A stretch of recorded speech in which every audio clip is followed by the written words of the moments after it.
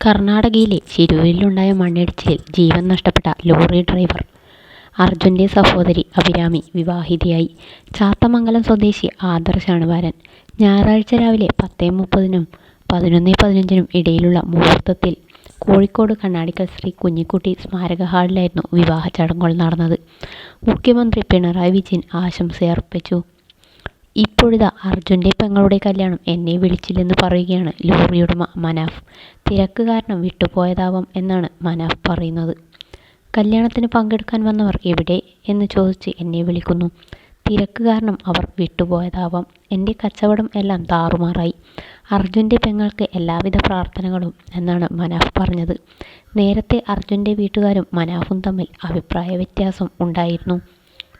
മനാഫ് അന്ന് മാധ്യമങ്ങളോട് പറഞ്ഞത് ഇങ്ങനെയായിരുന്നു. അർജുൻ്റെ പേരിൽ താൻ പണം വാങ്ങിയിട്ടില്ലെന്ന് മനാഫ് മനോരമ ന്യൂസിനോട് പറഞ്ഞു. പണം വാങ്ങിയിട്ടുണ്ടെങ്കിൽ അർജുൻ്റെ കുടുംബം അത് തെളിയിക്കട്ടെ. ഈ വൈകാരികത വച്ചു തന്നെയാണ് അർജുൻ ജനഹൃദയങ്ങളിൽ എത്തിയത്. എന്നെ തള്ളിപ്പറഞ്ഞാലും അർജുൻ്റെ അമ്മ എൻ്റെ അമ്മ തന്നെയാണ്. കുടുംബം എന്തു പറഞ്ഞാലും അവരെ തള്ളിപ്പറയാൻ ഇല്ലെന്നും മനാഫ് പറഞ്ഞു.